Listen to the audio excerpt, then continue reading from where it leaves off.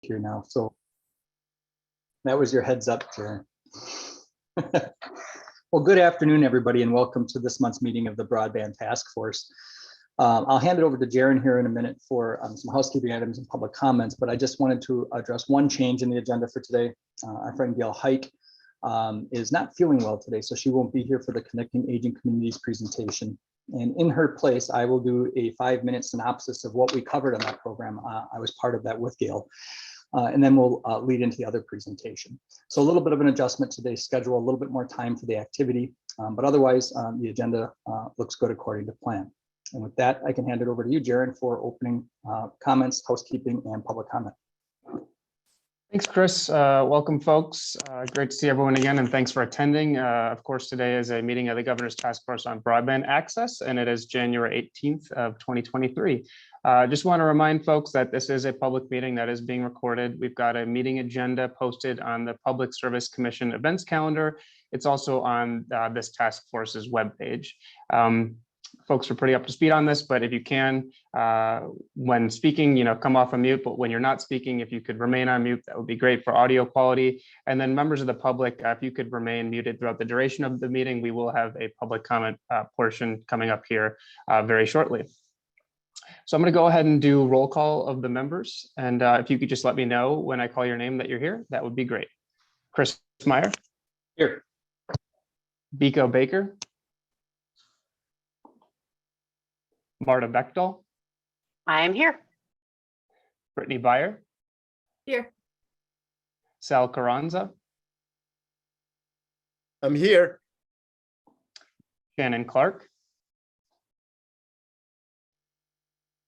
Lori Collins. I'm here. Hi, everyone.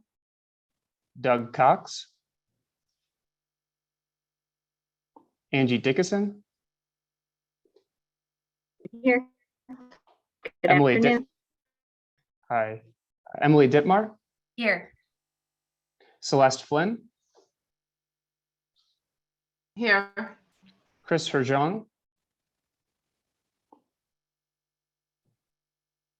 Justin Hebner. Yep, I'm on. Gail is unfortunately not here. Barbara Koldos. I'm here. Senator Markline, or anyone from staff. Jose Martinez.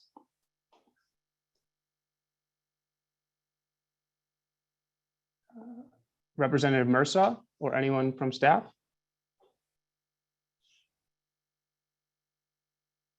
Senator Paff, or anyone from staff, possibly. Rachel Shemlin. Here. Steve Schneider. Here. Michelle Schuler. Here. Brett Shupner. Here. Jennifer Schilling.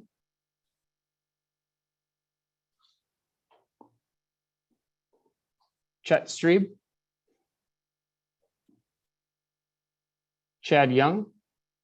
Here. Good afternoon. Thanks, Chad. And then we've got one new member that I wanted to briefly take a moment to announce. So folks, as you probably heard at last meeting, former Representative Beth Myers has retired from the state legislature and from the task force. And as such, we are very excited to welcome a new member to the task force, Representative Melissa Ratcliffe. Representative Ratcliffe, would you just like to take a few moments to introduce yourself, maybe share if you have any specific experience to broadband? That would be great for us to know. And I'll turn it over to you. Great, thank you so much for, I'm excited to be part of this task force. A little bit about me is I represent District 46, which is sorry, my computer screen's going weird. District 46 includes the city and town of Sun Prairie, the town and village of Cottage Grove, a portion of the town of Burke, and a small area on Madison's east side. I'm also a Dane County Board Supervisor in District 36, which happens to be the village and town of Cottage Grove and a portion of the town of Sun Prairie.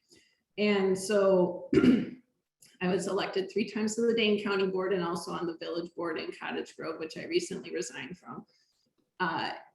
My work on the Dane County Board includes working with my colleagues to form the Dane County Broadband Task Force back in 2021. And the board unanimously approved that task force and has continued it to the first part of the task force was looking at ways that we could expand to our rural areas, because being in Dane County, it looks like, according to the state maps, that we have great coverage here. Why would we need a task force? But actually, we heard from constituents when we go to their doors that they don't have great access, or they don't have any access. They can see the Capitol from their house, but aren't able to access the internet. So we worked to form this task force that then looked at ways to expand to our rural areas. And the second part of the task force is working on the equity and access as far as those people that already have it, but making it affordable, or other reasons why they don't have it. So I'm really looking forward to being on this task force and working to expand access statewide. Thank you. Thank you so much for being here. Fantastic to have you on board, and looking forward to maybe forming some parallels between the two groups. I'm sure there are already a bunch, but certainly good to have that perspective. So thank you again for joining us today. Did I miss any other folks that may have joined the meeting a bit late? I see Dr. Baker, you had put in the chat that you were here. Any other folks that we might have missed during roll call?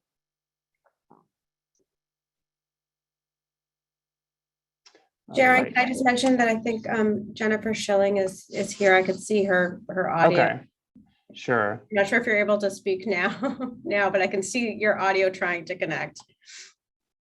Okay, well, I'll take note of that. I can see the participant list as well. So, Chris, if it's okay, I will just keep moving into public comment. Go ahead. So moving on to agenda item number 2, now is the time where we will allow for public comment. Members of the public may unmute and make a public comment. I would just ask that the public comment remain brief and also pertain to the subject of broadband access. So you can also utilize the chat function should you wish to do so. And I will open it up now for any public comment.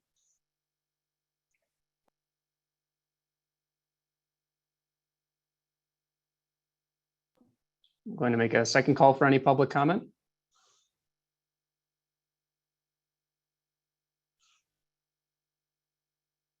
And finally, a third and final call for any public comment.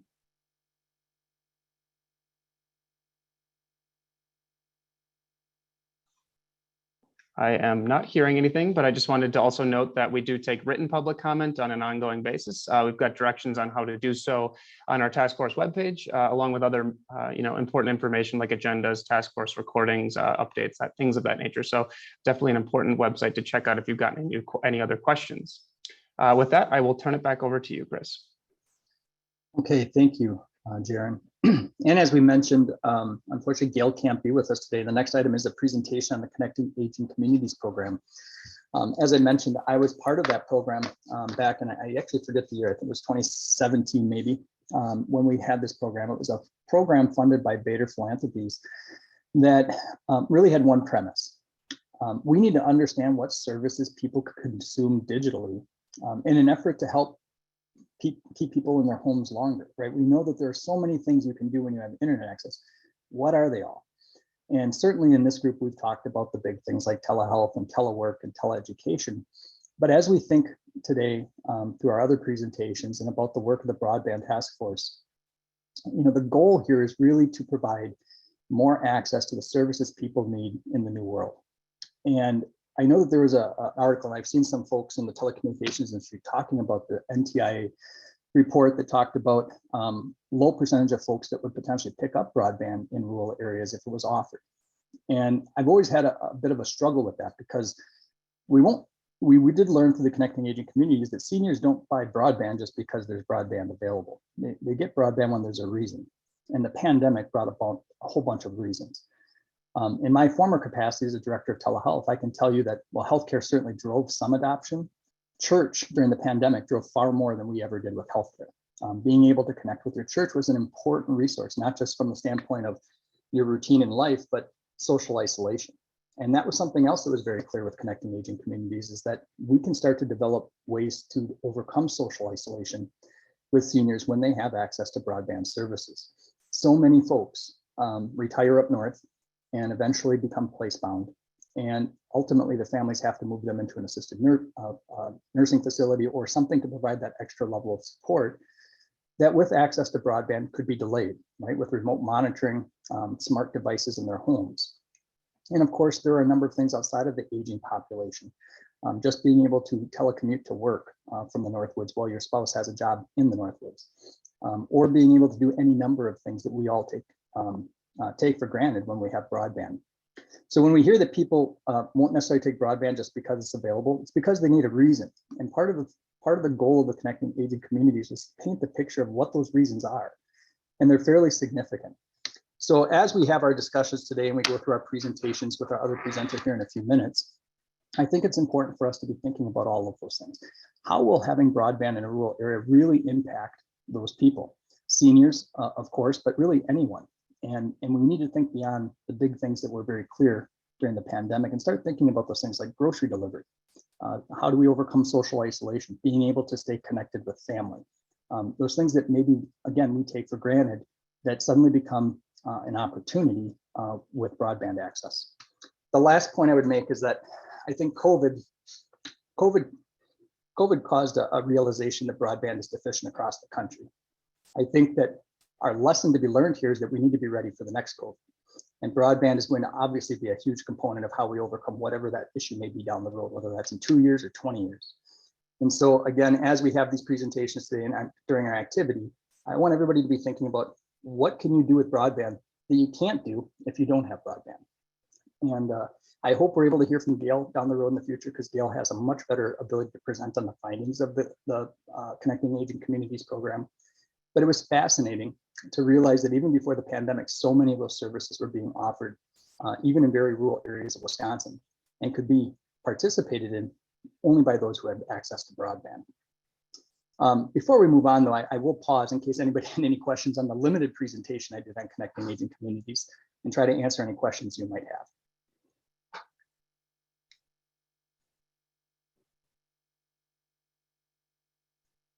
There wasn't a lot to ask questions on. But with that, we can hand things over here. Let me bring up my agenda again.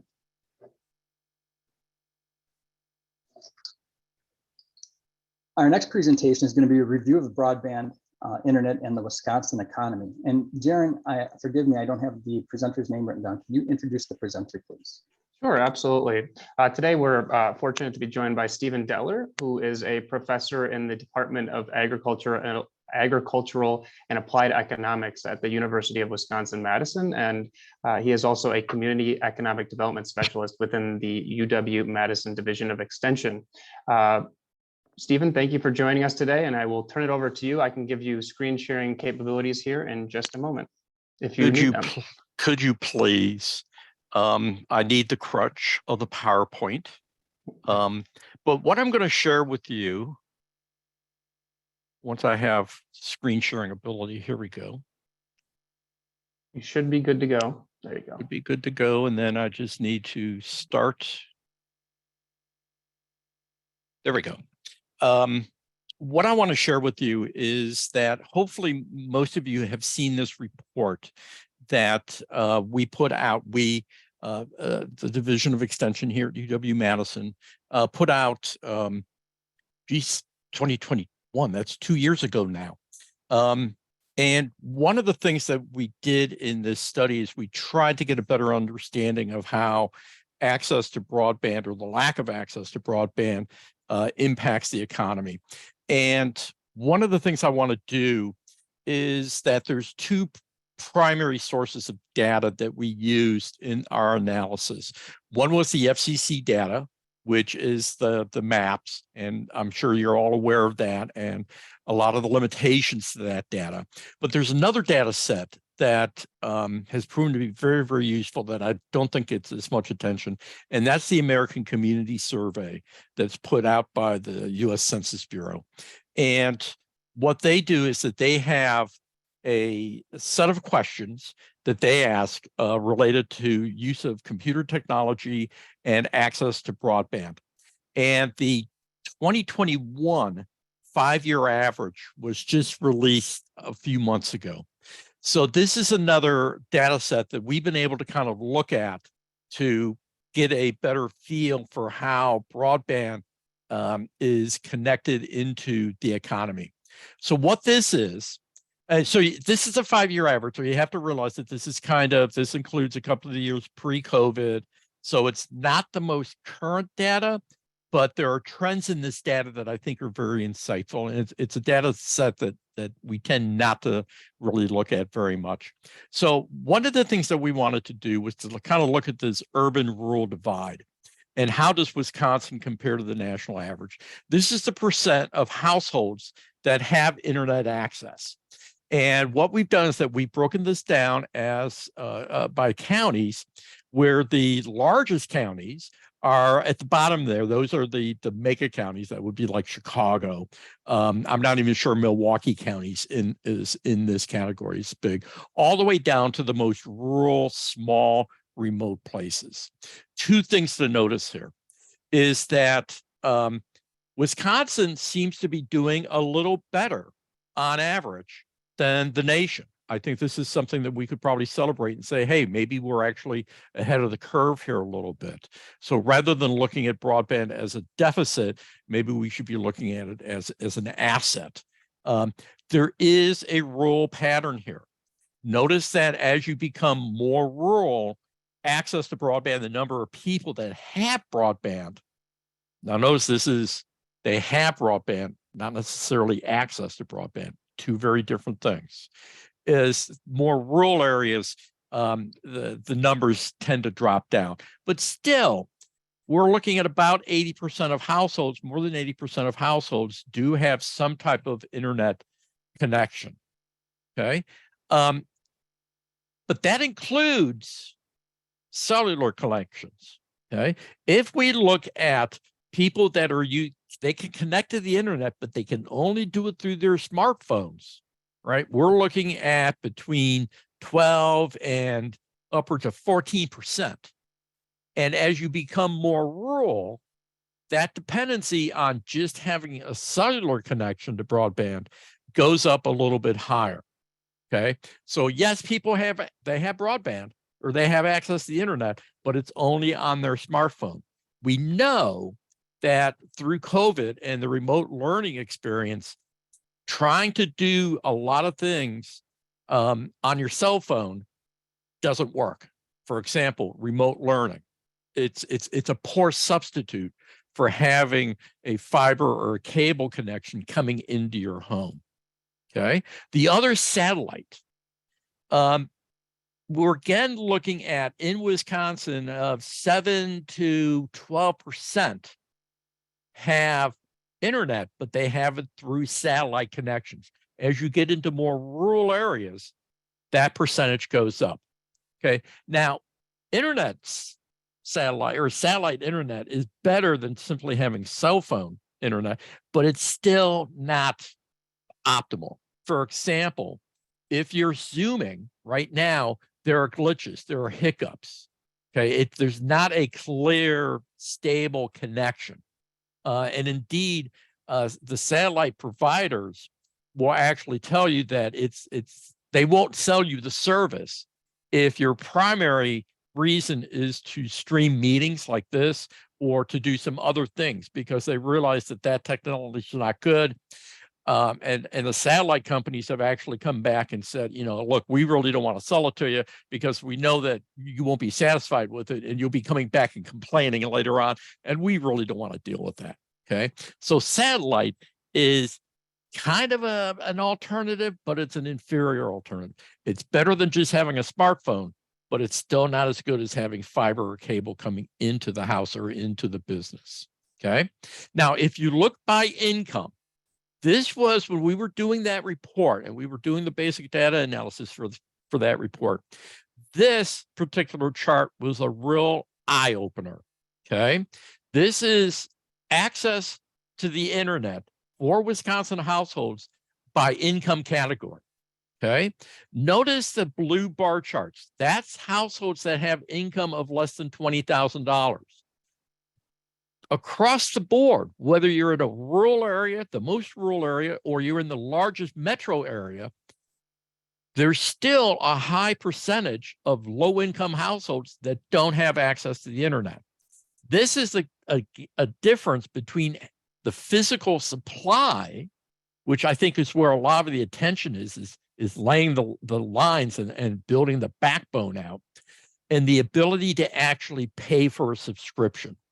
There's a study that Gail and Chris Runge and a few other of us are looking at is we're surveying Wisconsin households right now to get at the willingness and ability to pay for different subscription rates. And based on this census data, the implication here is that even if you build out the infrastructure, the subscription rates are going to be sufficiently high that people are unwilling or they're unable to pay for those subscriptions. So we got to start thinking about more deeply in terms of how do we help low-income families and households afford internet connections. This, I think, and the other thing that I think is important here is that this isn't a rural issue. This isn't an urban issue. This cuts across the board. If you're low income, it doesn't matter whether you're in the most rural part of Wisconsin or in Milwaukee, the city of Milwaukee. It doesn't matter. If you're low income, you simply cannot afford the subscriptions. Okay. Now, part of this is that, back to this kind of, it's a rural issue. Is it an urban issue? It is true that internet service providers are more likely to invest in more densely populated areas. And that's what this chart is trying to say, is that if you look at the percent of households that have a subscription, right, the more densely the populated the area, the higher the concentration of people that do have. There is a bit of a rural urban disconnect here. So we can't really, that's continues to be in the background. Okay. Now, one of the things that we were interested in is like, okay, so you don't have access to the internet. So what? Well, we know from COVID, it's really, but is it more than just an inconvenience? So what we wanted to try to do is to get an idea of the connection between having internet and some general kind of economic well-being measures, if you will.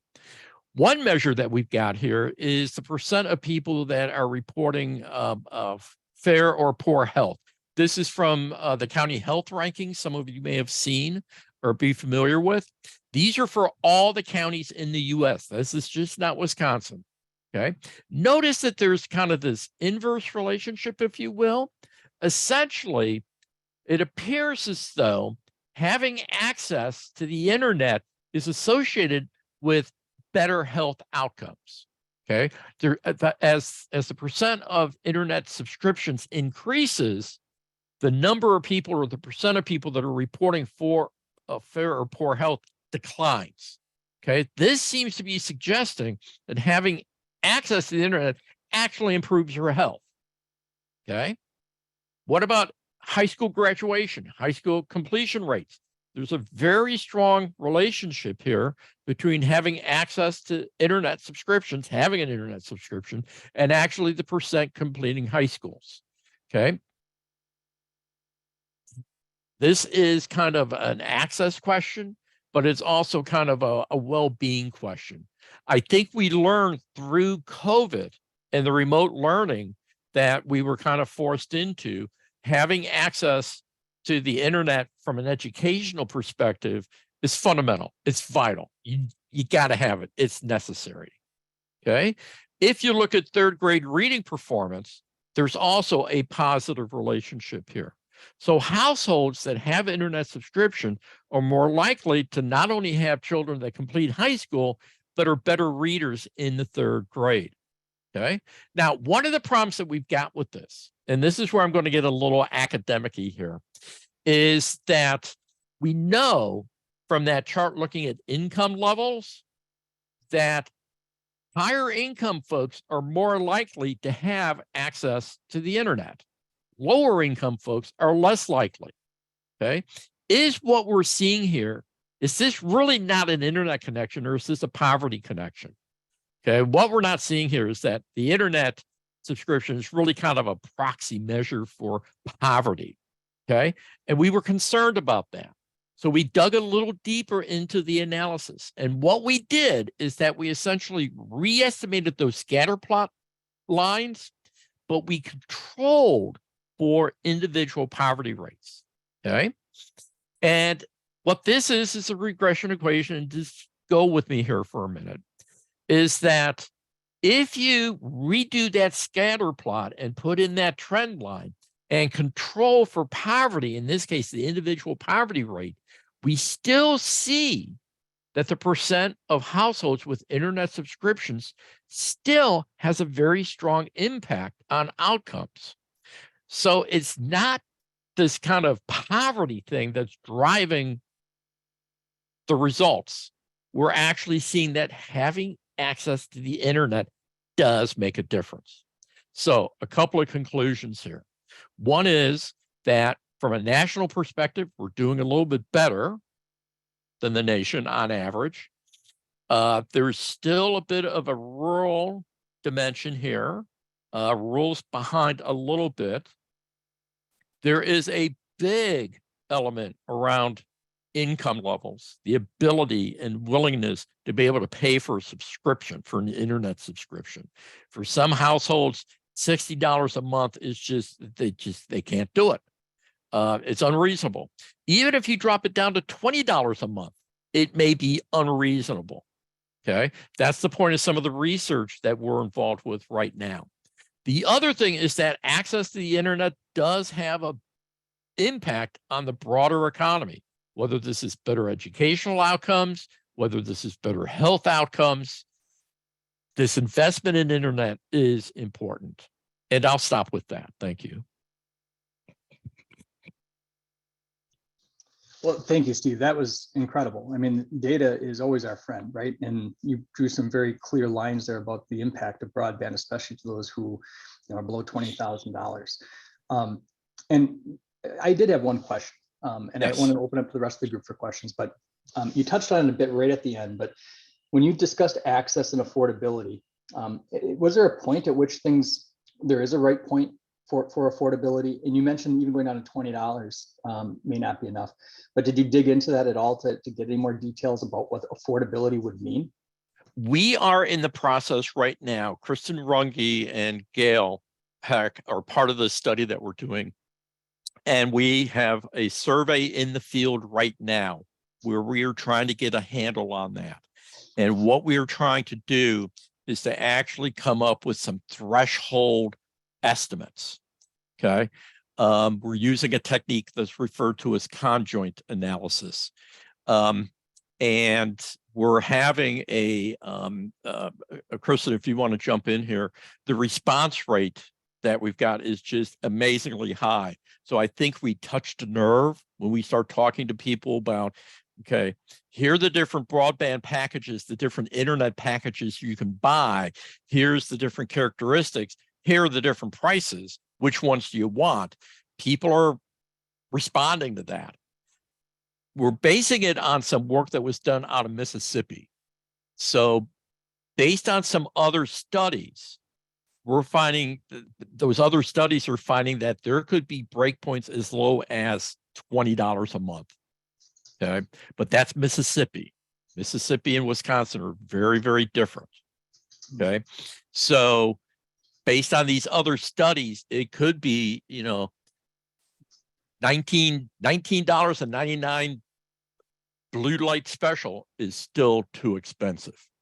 And I hope that in a couple of months, we'll have some preliminary results that we can share with the task force. And they'll be Wisconsin specific. Thank you. Other questions from the group for Steve? Steve, have you done any analysis or studies on prioritization by individuals of different types of services or goods? For example, food is of course very important to survive. Housing is important. How does internet stack up to, for example, entertainment like television? and what's the propensity and affordability of different services that as viewed by individuals. Because we find people complain a lot about our price of television, but they still pay it, as opposed to for things like internet. So, okay, you were breaking up a little bit, but I think I got the gist of the question. People always complain about prices. I mean, people always complain about paying their taxes, but yet, we always want things cheaper. But I think there's a transition here. For example, we still in my household, we still have cable. Okay. My kids, 26 and 32, they don't have cable. Everything is broadband. Everything is based off the internet subscription. Their telephones are through the internet subscription. Everything is through their internet subscription. So I think we're seeing a structural change that's somewhat generational. So I think you're going to get a different answer depending on the age profile of the person that you're asking. I think long-term, I think a lot of things like, cable is going to go by the wayside. A lot of things are going to, and everything is going to be internet-based now. And in our particular study, we're not asking those other things because we wanted to keep this survey kind of short and sweet and clean in order to kind of make sure that we had a decent response rate. That's a good question, though. And I think I'm trying to drag out the answer here because I don't really have a clean answer for you. But I think you'll find a very different answer if you ask a younger generation versus an older generation. I'm sorry if that's not a very satisfactory answer.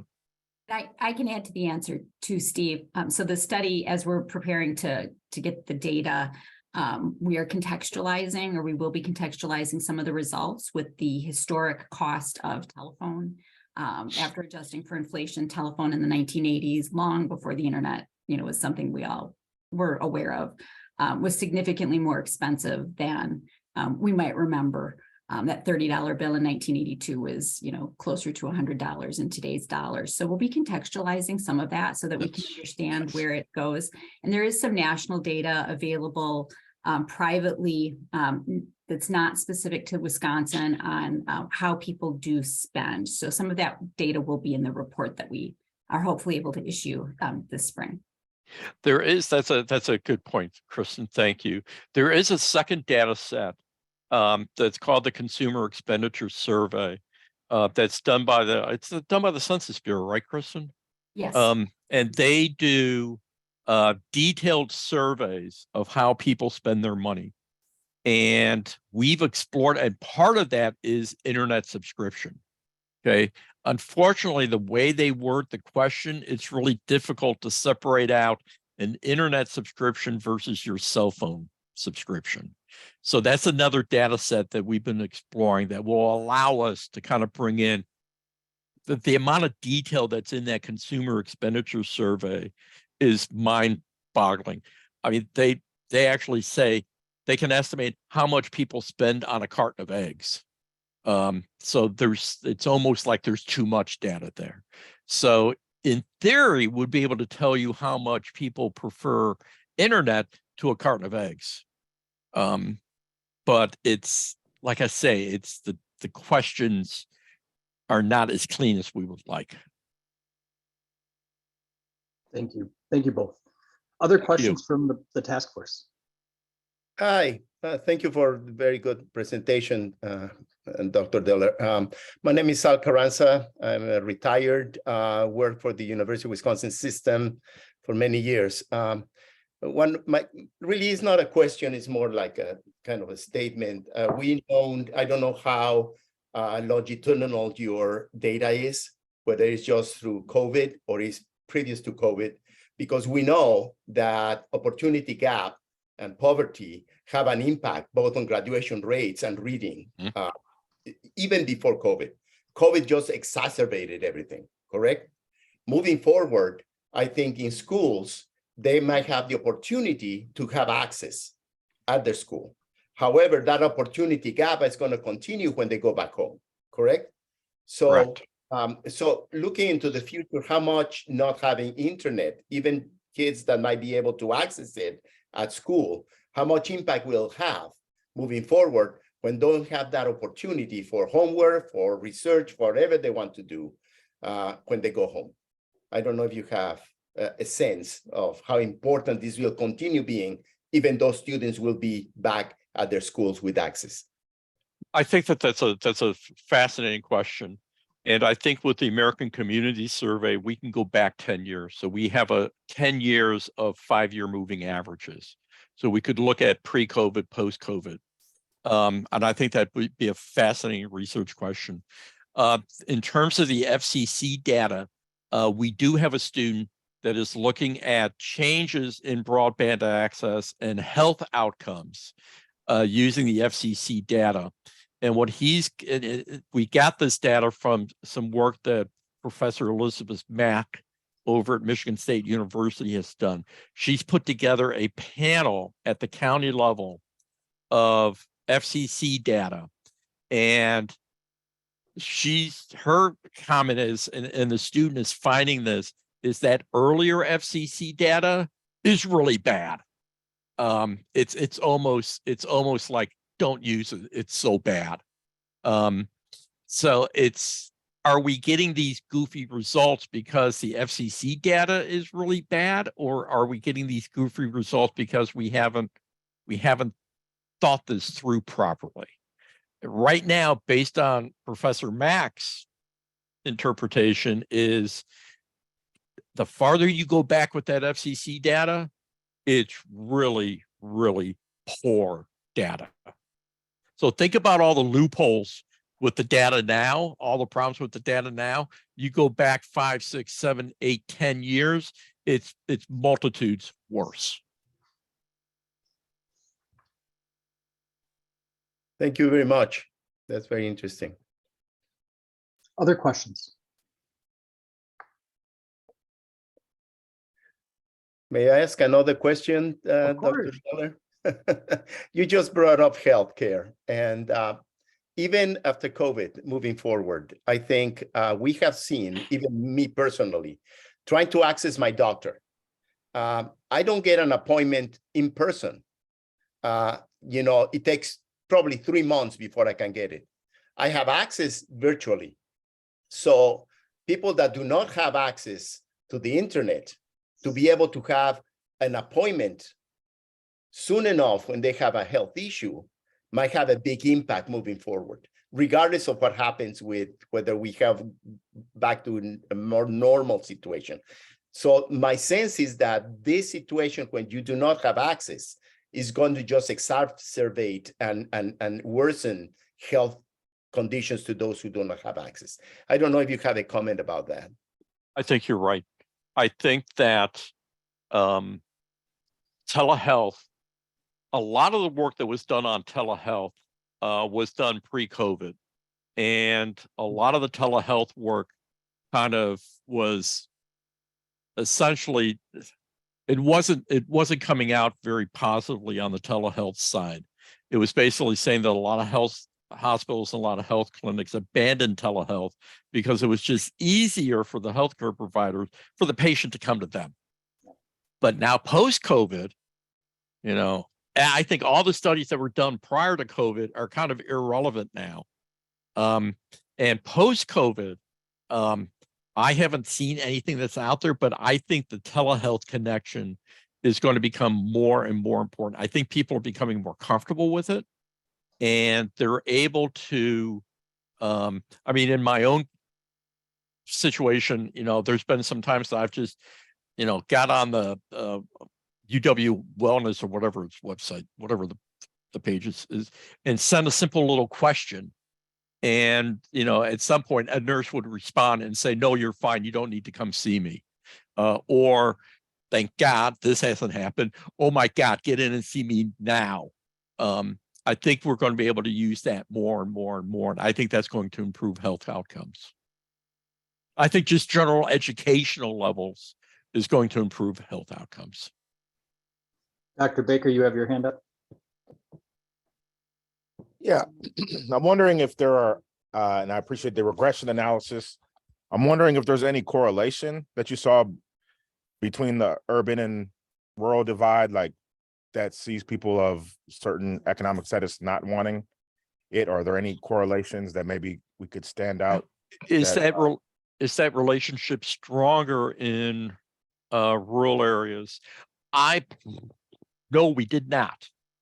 We did not go that far with the analysis. We did for the extension reports that I shared with you at the very beginning here. We kind of walk a balancing act between the rigor of the analysis and just confusing people. So we tried to keep the analysis here as straightforward as we possibly can. In the background, we've done a lot of that analysis. That's why we know that we have some confidence when we say that simple scatter plot. We know we can interpret that scatter plot that way because we've done all that background analysis. And a lot of that doesn't get into the report because we lose the audience, if you will. The rural urban, I actually know we didn't look at that. That's a great question. I should go back in and look at that. We were interested in whether or not this internet connection outcomes was really a poverty relationship or an income relationship. And that's what we were nailed on. We were focused on making sure that we weren't misinterpreting it. But we didn't look at the urban rules, and that's a great question. Kristen, are you taking notes for all the stuff that we should be giving our students to be working on? I am. I have maybe in my notes, maybe we need to do an update for 2023 of this report in advance of the BEAD funding. And also what a big lift that would be. So we'll chat. Are there other questions for Steve? Dr. Deller, I was wondering if you could expound a little bit on some of your early on comments about satellite versus cellular versus wired fiber broadband, particularly as it relates to telehealth. And I bring all of that up because we find that the unreliability of satellite for healthcare applications is problematic. We also find that there are some tremendous uses for, health daily applications with the cellular network, with the iWatch and people competing. I got a little thing that my son has more steps than I do today, so I better get walking. Those things seem to greatly impact health, and it also seems that health impacts the poverty level. People who have poor health, in the the inverse of perhaps while we've been looking at it. So just curious your comments on those couple items. I think, thank you for the question. I think that the reason that I wanted to separate out cellular and satellite is because when you look at the broad question, do you have internet? Go, yeah, I got internet. I got it through my cell phone. Okay. Or yeah, I got internet. I got it through my satellite. Okay, that's fine for like email or checking the news. But for things like telehealth, if you're video conferencing with your doctor, it works. If you're communicating with your doctor, it works. But this is one of the things that there was a study of telehealth out of Oklahoma. Brian Whitaker, as a colleague of ours at Oklahoma State University, was looking at this. And one of the reasons that one of the hospitals there just abandoned telehealth was because they were sending nurses out to work with patients. And the idea was that the nurse could hook up the patient, could monitor the patient real time and feed it back into the hospital. Well, it doesn't work over cell phones because there's disruptions and it messes up the signal. Satellite doesn't work because there's disruptions, it messes up the signals. So what the doctors were getting back at the hospitals was basically garbage. Okay, they couldn't use it. So that's one of the reasons this one hospital just said, forget it, we're not doing it. You come to us. So it's that the quality of the connection is not good enough for a lot of higher end uses. And a lot of telehealth is a higher end use. So cellular connection, satellite connection is a poor substitute for having a hard line coming into the house or coming into the business. And maybe there's an argument for upgrading cellular networks in rural markets and these poverty areas as well, because companies haven't invested in those areas as heavily as they have. So your chances of getting a good cellular connection are better in Madison than they are in Kellnersville. And a lot of, the health things, often the emergent items happen on the back 40 where you're not going to have a fiber connection, where it's really critical to have a good cellular connection. So I don't know that I want to give up on cellular, because 52% of traffic still originates on a wireless connection, regardless of how much traffic traverses the broadband network. I just think we need to also be cognizant of putting money into the mobile network, because there's so many people reliant on that when you get away from the primary fiber connection. I think you're right. I think it's two different uses. And I think from like an emergency management perspective, I think having cellular connection is extremely important. We hear horror stories of foresters. They're out in that, well, they're not in the back 40, they're back in the the 10,000 acre forest. And, there's an injury, there's an accident, and they can't get cell coverage. Farmers, farmers are, is an extremely dangerous profession, because, a lot of times they're working alone, and a piece of equipment, a tractor turns over, God forbid, or something like that. And if they don't have cell access, they're stuck. So I think from an emergency management perspective, I think we need to invest in and broaden out our cellular connection. That's a different need than saying I need to be able to video conference with my doctor, or I need to be able to video conference with my teacher.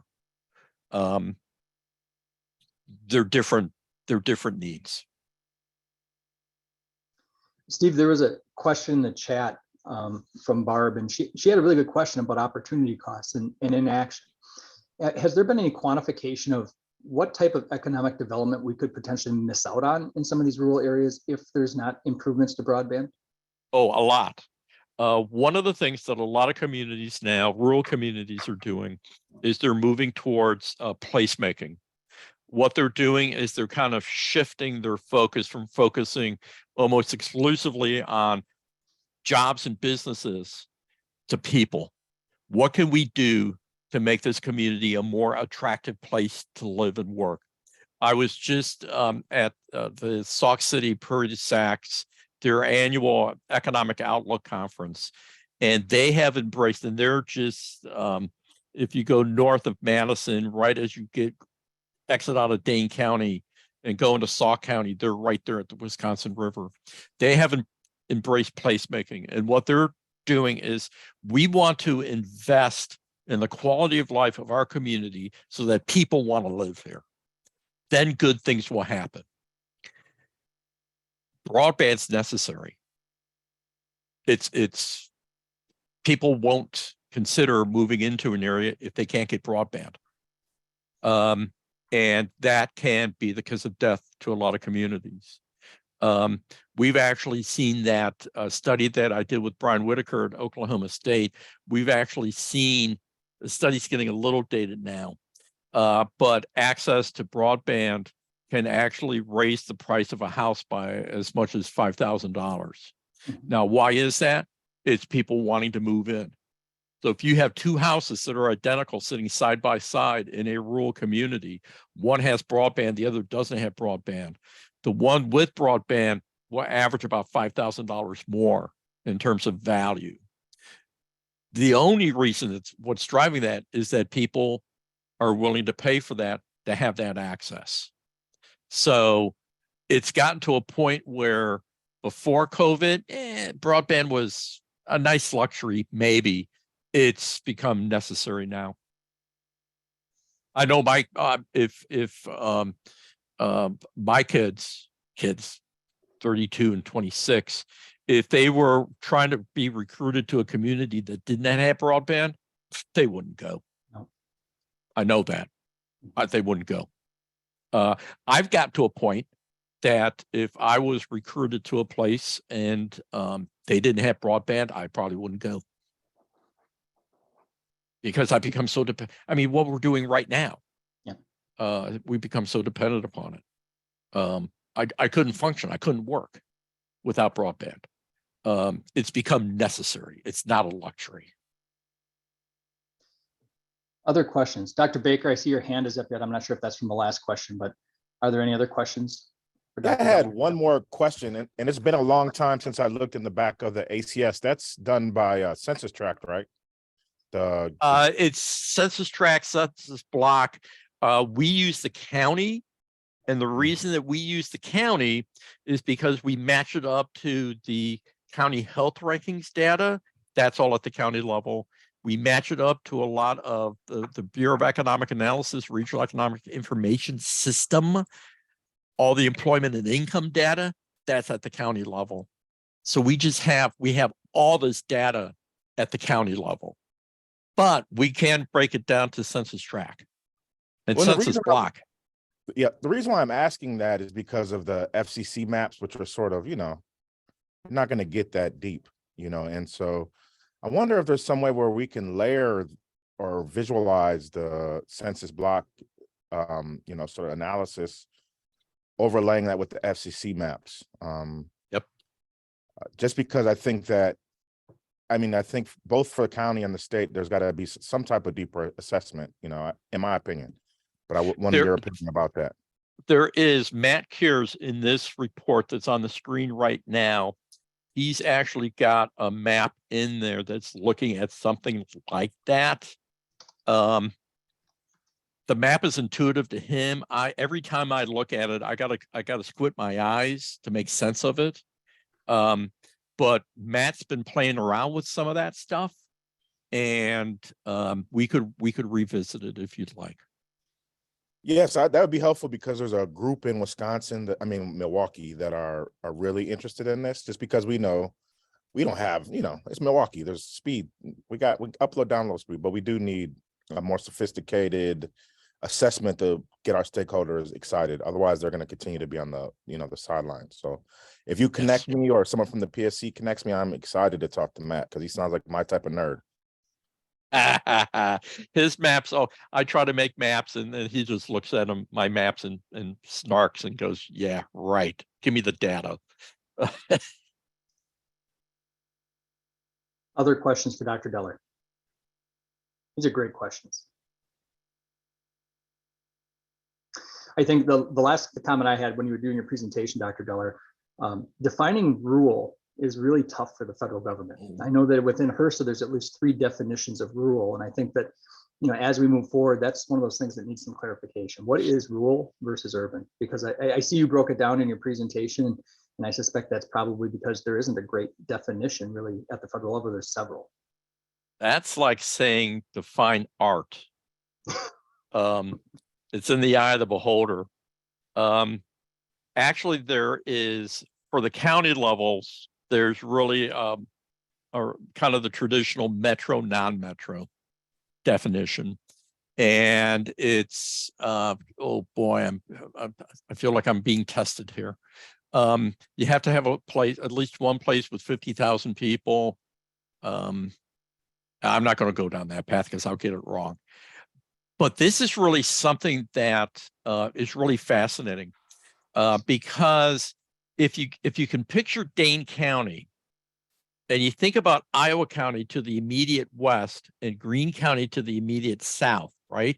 If you think of Iowa County and Greene County, they're both pretty rural counties, right? Nope, they're classified as metropolitan because a certain percentage of the people in those two counties commute into Dane County to work. So Greene County and Iowa County are metropolitan counties. So they would fall in that one classification. That's one of the reasons that we use the Beal codes, which is that breakout that I used. Is because it kind of goes, well, yeah, it's metro, but it's a small metro. So we've got, and that's from the Office of Budget and Management.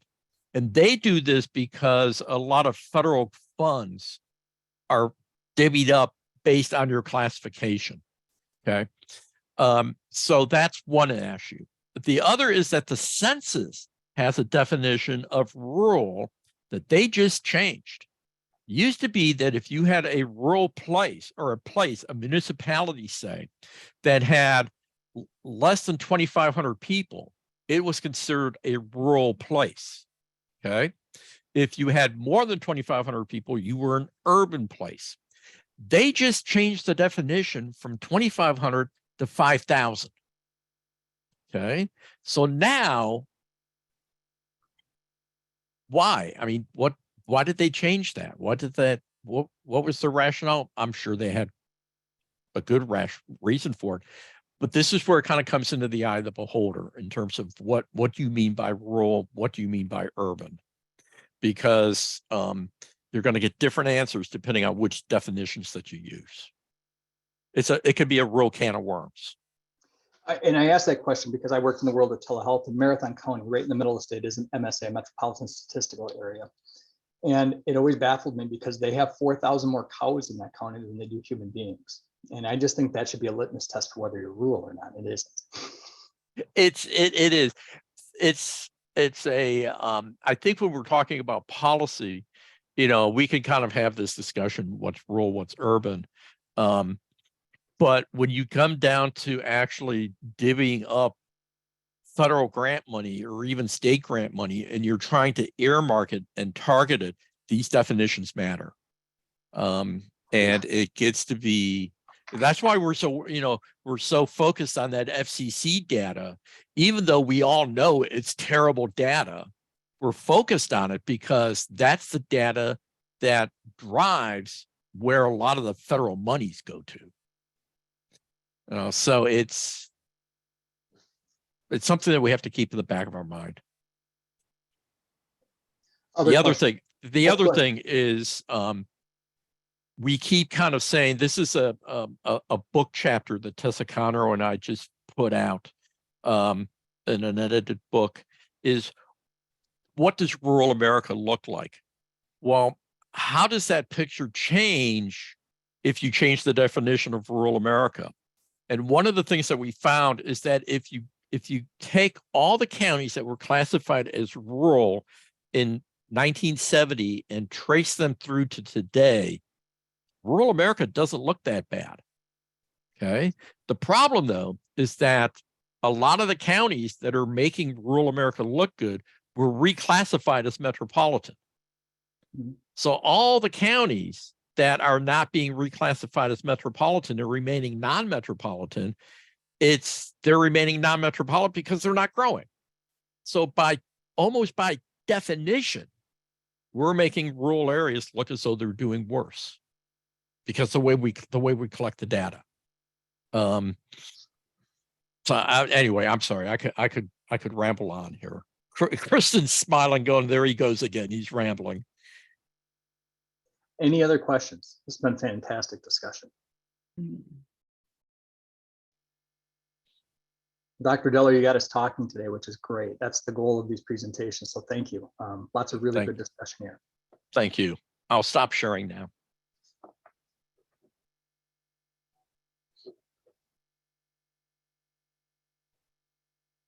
All right. The next item on the agenda is an activity and discussion. And Kristen, I assume you're going to lead us on that? I am. That was a fantastic discussion. Yes. That was great. And I have a ton of notes here. So thank you, Steve, for presenting. And thank you, everyone, for the comments and the information that we've all shared and we've discussed. So today's activity built on what we were just talking about, and I think it was a perfect setup for what we're thinking about today. We're kind of at the midway point for the year. Our report is going to be due in end of May, which feels like on the one hand, it should be a long way away, but that's practically tomorrow in some senses. So we wanted to focus today on reviewing what we've done over the last several months, and then start the discussion about where we should be headed as we're thinking about that report for this year. So to that end, I am going to share my screen. And I was Googling through all the links here, so this is going to take me a second. I'll share my screen in just a moment, and we're going to have two discussions today. And while I'm getting ready to do that, I'm going to drop the first discussion point into the chat. First discussion question that we will approach as we get into our breakout rooms is something that you saw in your agenda, your email for your agenda. We would like everyone to identify, hopefully we've thought about this ahead of time, 3 to 4 services that we each personally use that can only be used or consumed using the internet in Wisconsin. And so what do Wisconsinites who are without broadband, what services are they not able to take advantage of? And this can be anything from ordering groceries to attending virtual church to meeting with a doctor online or any of the other things that we use. As always, we're going to be doing our discussion on, and in just a second here while I close down some of these links that I've got, on Google Slides. Google Slides, if you'll recall from our previous meeting, is our temporary workspace, and it will be publicly viewable. And let me see here. It is not popping up. I've got something going on with my internet that it's going to take me a second to get there. I will drop the link right now to the slides into the chat box so that you can all go there. This should be accessible. It's the same link that we've used over the last year and a half, and you should be able to pop that up on your screen. It is closed on my remaining tabs. And try this again. There we go. It will look like this, and you should see my cursor going around in a circle on the slides. Are you seeing that, Jaron? On the actual Google Sheet or the Google Slides? The Google Slides, yes. Just a moment. Oh, now I am. Yep. Okay. Okay. Yep. Are you able to see that? Okay, thank you. All right, and my internet.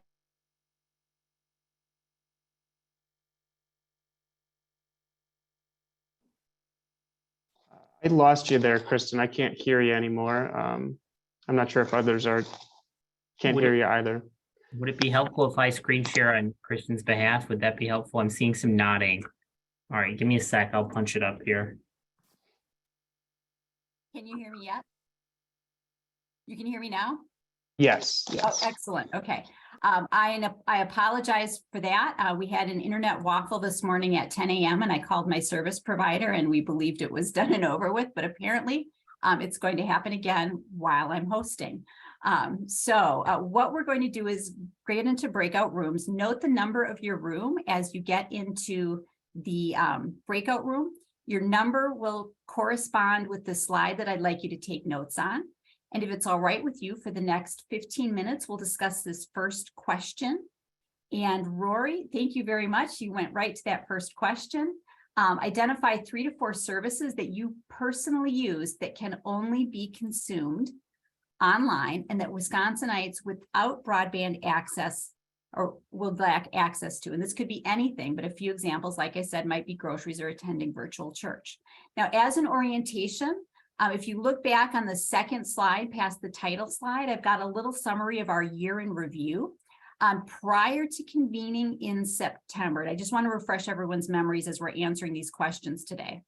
Prior to convening in September, we did a survey of task force members and we identified some of the topics that we thought were going to be important to us this year. And those include identifying federal funds via the Infrastructure Act and Jobs Act, talking about affordability, digital equity and adoption, looking at mapping and data, getting access to or identifying areas of need and communities of need, identifying technical support, specifically continuing to focus on how to assist communities in broadband planning and how to apply for federal funds, which can sometimes be difficult for our ISPs or offer some challenge in our current environment, workforce development and training, and then tracking progress from previous goals. On the right-hand column there, you'll see that it's a slight kind of 10,000-foot overview of some of the topics we've talked about. Our charge from Chair Volk at the start of the year was to identify or talk about planning and coordination of funds, do a deeper dive into affordability, increase competition or find ways to increase competition in rural areas, and then different ways to incentivize broadband expansion. Rory at that initial meeting talked about an overview of upcoming funding sources, and Alyssa talked about digital equity and access. And then our meetings, October, November, December, and January covered, October was our in-person meeting in Wausau. Then we discussed local provider perspectives in November, workforce discussion in December, and today our very rich discussion of Wisconsin's economy and the broadband access. So with that, I think we'll turn it over for 15 minutes of group discussion. After that, we'll come back to the group and do a debrief before moving on to our second questions. And with any luck, my internet will hold until the end of the meeting today. So Jaron, would you mind sending us into rooms? Sure. So I have roughly divided these groups evenly. It's always kind of hard with folks bouncing around, but I'm going to open up the breakout rooms here. Just to note, any kind of staff or members of the public, I just popped you in a room, but if you want to switch around, please do let me know. Yeah, we'll give you guys 15 minutes and I open up those rooms now.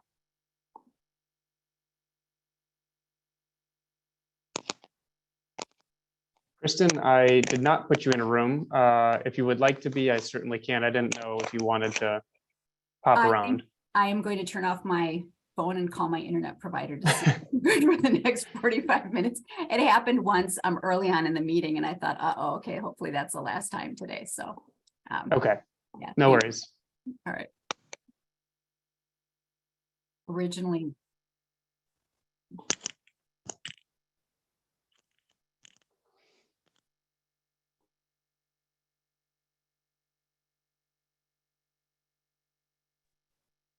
Welcome back. That looked like, from my perspective, a really productive discussion. So with that, let's start our debrief and let's go backwards with our numbers to start with right now. So group 5, do you have a member that would like to report out? Any group 5 volunteers? You have the notes, Alyssa. Okay, I'll jump in and I'll just do a few because I'm guessing we talked about technology that's underdeveloped, kind of the things we don't know yet, whether they be medical, chatbots, new coming diagnostics, online banking, GPS, volunteer civic engagement, access to the university and the Wisconsin idea, and then streaming videos to save costs and lots of other ones, but those are just a few. Oh, and mortgage rates being cheaper online or more competitive online.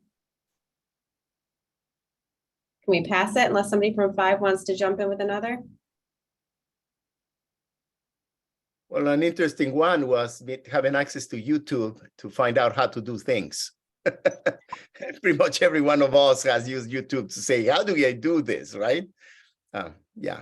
I know we talked a lot about all the health applications, nutritional tracking, you're monitoring your heart, all those things that obviously is one of the huge big ones.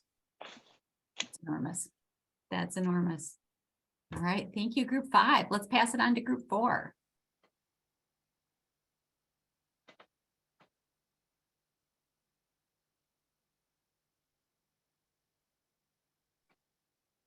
We didn't designate a spokesperson. But we had a really great conversation about all the things that you could do.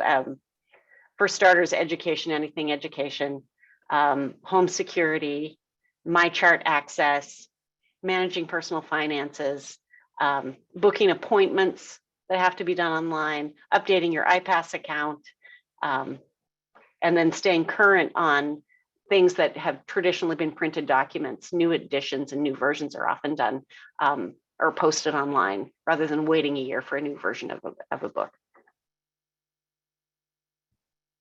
Great points. All right, group number 3.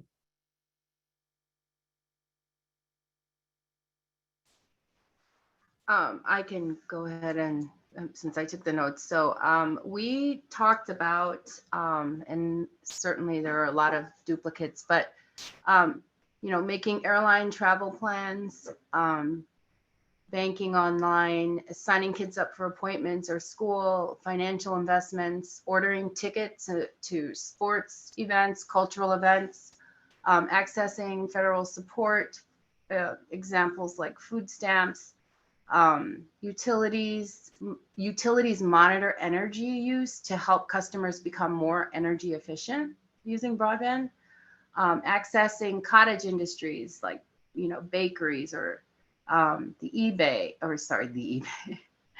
accessing eBay and marketplaces like Etsy, social media access. Broadband gives the ability to research, saves time, saves gas, not having to travel to various stores, booking COVID tests, remote access for work, continuing education, senior classes, church, virtual medical visits. And broadband has transformed how farmers run their operations. It allows them to connect to businesses. So that's pretty much what we discussed. Thank you, Celeste. That's a great list. How about group number 2? I can hop on for us. I think the things that we will add on to are, we talked about the great resources that the public library purchases for you that's available online, like access to BadgerLink, access to ebooks and audiobooks through Libby. Same thing goes for the school platforms for our students. And we also were lamenting about this, for better or worse, that the snow day could be gone for some districts, right? So a couple districts were already called for tomorrow that it's going to be a virtual learning day, and the kids without broadband access have a definite deficit. So the Chromebook is the number one, you know, one-to-one device in schools, and that needs a lot of internet to be powered. So if you are missing your internet, you are now missing a day of instruction. You are now behind, even if you do want to go out and build that snowman. Excellent. So students without internet get a snow day tomorrow. Group number 1.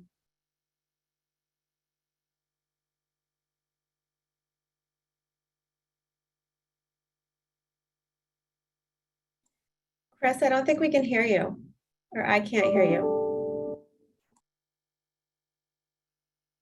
Can you hear me now? You can? Okay. I'm not sure what's happening. I had to switch microphones. A lot of the things we talked about were touched on, but a few that weren't. During the pandemic, governments went online because now their public meetings weren't able to be attended in person, and that's continued. And so with broadband, you have access to be involved in your local government, your state government, far more than you did before without broadband. Special clothing needs. You know, we were talking about that and making fun of my shirt, but at the same time, my wife is an MA, and she's also very vertically challenged, and so she has to wear petite scrubs, and there's no place around here she can buy them. She can only buy them online. One other area that we identified, excuse me, I gotta go back to our other slide here. Federal grants and federal benefits in general are almost exclusively done online now, and if you don't have broadband, you need to go someplace to have assistance like the public library. And then one that was a little less serious, but I think we can all appreciate, is you can't watch cat videos without broadband internet access. What would we do without cat videos? They're totally entertaining. And also, you know, interesting point, Chris, yeah, some of the retail categories that we would have been able to buy locally, say 50 years ago, like shoes, are sold online so often now that local markets really aren't viable options. So if you live in a smaller community and you need a pair of shoes, you might no longer have a dedicated shoe store in your community. Right. So some of these just very basic items. All right, we are ready for our second question today. And I dropped that into the chat. It's also in the books. We will talk about, we're going to transition into starting to talk about the annual report. And considering the speakers we've had and we've hosted this year and the task ahead of us with BEAD funding, which is in some ways a once in a generation opportunity to expand broadband.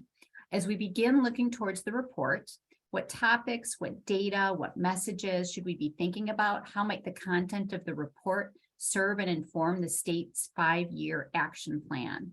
So with that, I believe we are ready to go into our breakout rooms, and this time we'll go for 10 minutes because we do have a couple of agenda items at the end that we want to touch on. All right, I'm going to open up those rooms again. Should be the same ones.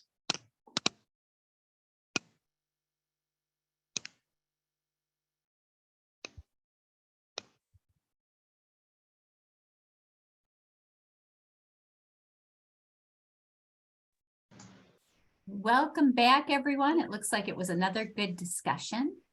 So let's start our debrief in the opposite order of what we did just a few seconds ago. And let's start with group one. So group one, would you like to report out? I would be happy to. I did ask for volunteers. I learned a new word from Roy called voluntold, and I've been voluntold to present. So here we go. The one thing that really stood out with our group, and the one thing that we talked a lot about was in regards to the work we've already done, is the amount of outreach that's been done. That's a big component of both DA and BEAD funding. And we've reached out obviously across the state, and even this group is a very good cross-functional group of different perspectives from across the state, and that's something that should be emphasized. Moving forward, looking ahead, who needs internet access today might be short-sighted. Again, we're building out stuff for tomorrow as well. Those opportunity costs that if we don't have broadband, what are we also missing out on that we're not aware of? And then there were a few other bullet points we touched on, talking about age and income correlation in regards to broadband access. We're stressing the importance of education. And when we talk about education, we're talking about the broadband benefits that are available to reduce your costs and digital navigation. 2 other points, making sure we're talking about access versus affordability. And I know I've used this example before, but we had a doctor who left Marshfield. He has a $1.5 million house, most expensive house in Marshfield. I have access to buy that right now. I can't afford to buy that right now, or probably ever. And then finally, barriers to deployment should be talked about, especially costs, the workforce, and any concerns around ROI. Thank you, Chris. Thank you very much. Group two. Yeah, so group two, we discussed how to best create a sort of one-stop resource for the state and anyone looking to the report for resources and information, how best that can be a resource for folks, and also folks that are interested in reading the report, that where can they go to kind of get more information or help inform some of the broadband plans and some of the data gathering that's happening. And then considering the impacts of inflation is something that we've discussed. Some of that is impacting the different broadband grants that are existing today and projects that are out there. So thinking about how some of those budgets might shift, and yeah, really forecasting some of those things. And then the last thing was thinking about being thoughtful about creating future-proof networks and thinking about speed requirements. Yeah, that's what we had. Thank you very much, Matthew. Group three.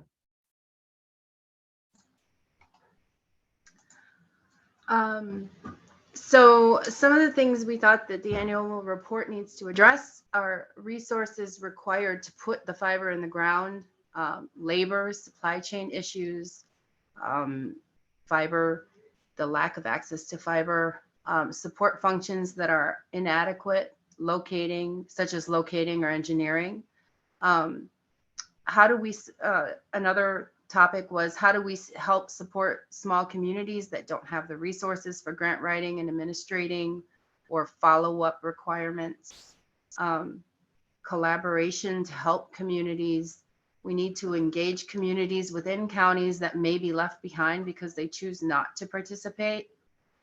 We need to continue to work on mapping, update mapping data. Granular data is key, and the level of data is important.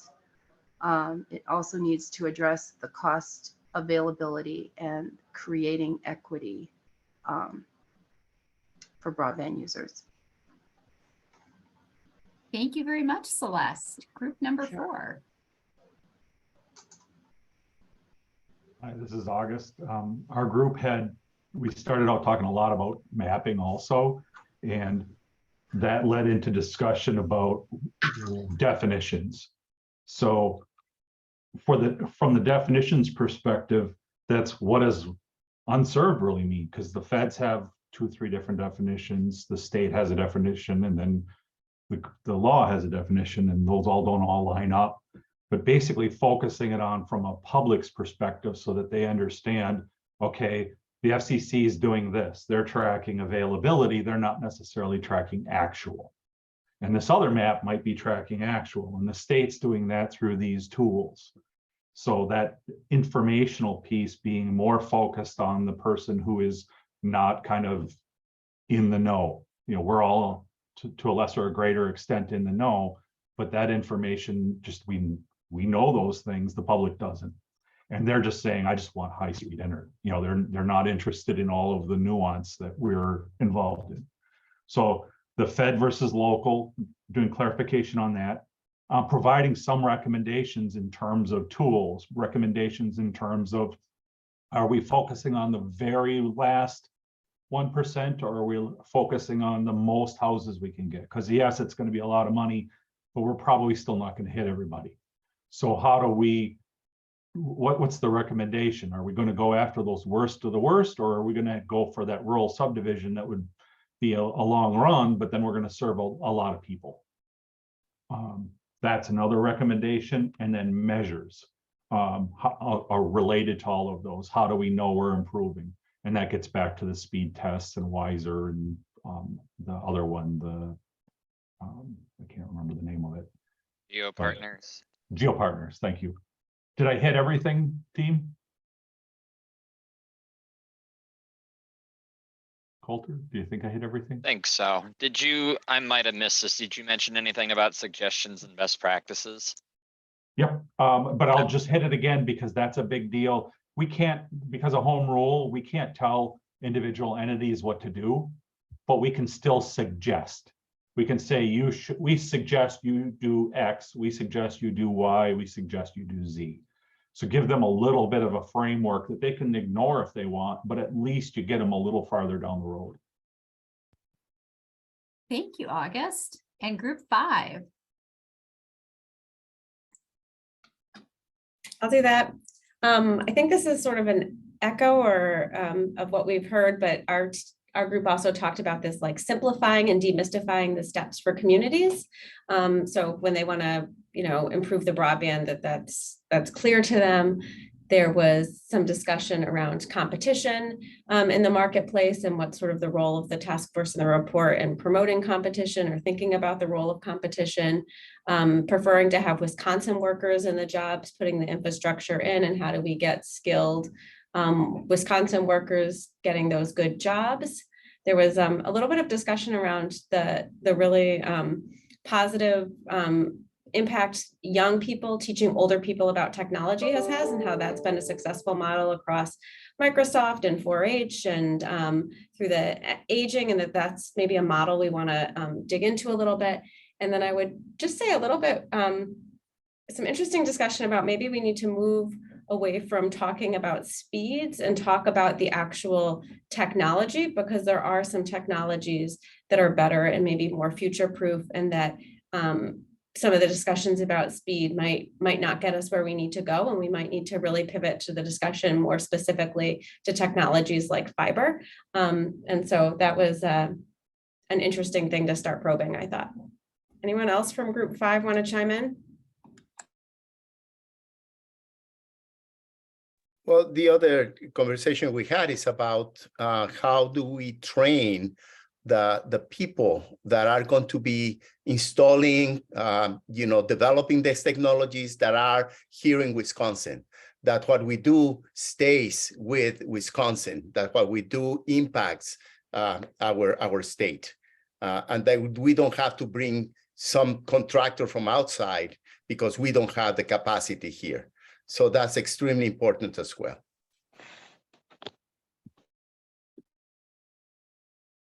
Excellent. Thank you all for your participation today. It's just been such a rich conversation throughout the meeting today. With that, Jaron, I'll turn it over to you for the next item on the agenda. Sure. So this might end up being a little bit of a summary of what we just discussed to some degree. And I would also say I would, welcome input from Chris, other PSC staff, of course, task force members. But, the idea behind putting this annual report discussion on the agenda was one, to just bring it to the forefront of everyone's mind. The goal here is to just kind of elevate this conversation. I wanted to mention that the report is due at the end of June 30th, and it's every year annually. And the group has released 2 reports thus far, one in 2021 and one in 2022. And, in due time, another one in 2023. So this report is really critical because it is, the key work product, if you will, of this task force. Of course, we meet monthly, and have meetings and whatnot, but this report is kind of a memorialization of the work of the report, the work of the task force for that particular annual cycle.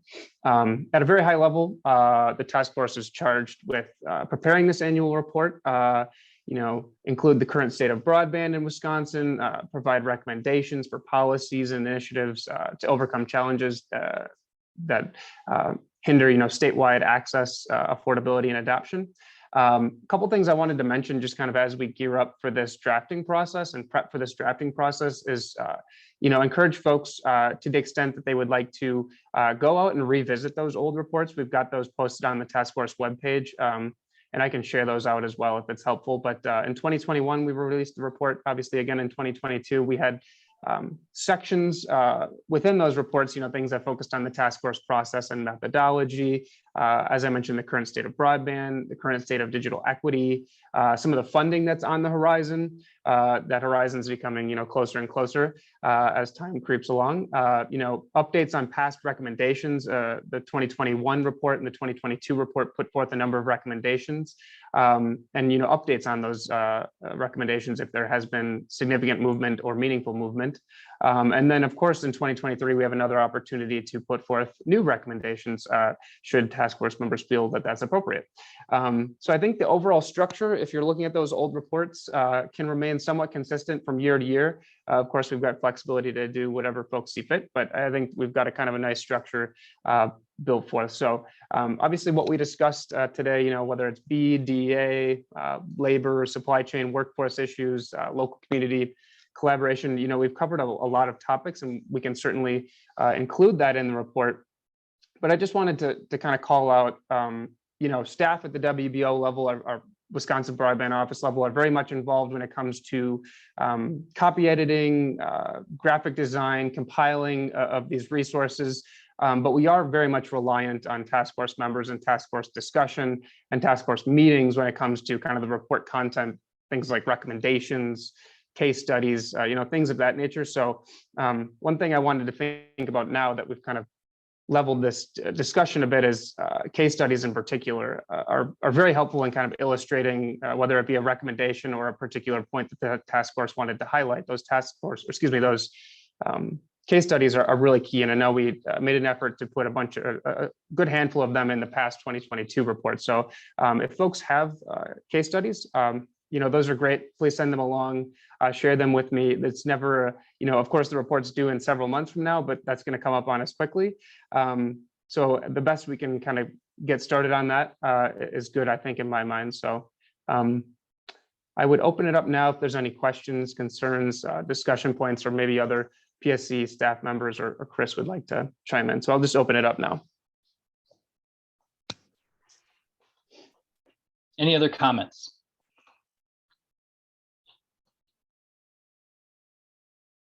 Is it okay if I speak? Well, of course. Okay. How you doing, Chris? My name is Kwame Barnes. I'm with the Communication Workers of America. And I've been trying to sit in on these task force to kind of give our perspective on what we would like to see. In our breakout room, I talked about fiber being important to us. And we also talked about hiring from within Wisconsin for some of these, for the sub-grantees, as well as having training done here to hire within the community. We would prefer not to see contractors coming in from out of state doing that work, because it can take away from the benefits of people living in our communities to have good, high-paying jobs, high-road jobs and healthcare, et cetera. And I think that's important that we make sure that we're emphasizing that. Great point, and thank you for bringing that up. Thank you. Any other comments? This is probably one of my favorite discussions today, outside of the time we got to meet in person in Wausau a few months ago. There's a lot of really good discussion today, so thank you everybody for that. I'm bringing up the agenda again. I don't know what happens. Every time I move my screen, I lose my agenda here. I think all we have left, do we have anything else, next steps or anything that you want to discuss, Sharon, or are we ready to adjourn? The next, I just wanted to mention, folks should have this on their calendar, but the next meeting is February 15th, 2023 at 1 p.m. That's another Wednesday. We've been keeping a similar meeting schedule, so stay tuned for an agenda. That's all I've got. Awesome. Happy Valentine's Day before then. All right, everybody, we can consider this meeting adjourned. Great conversation today. We really appreciate it. And as Jaren said, we'll see you back here on the 15th of February. Thank you, everyone. Thanks all. Thank you. Thank you, everyone.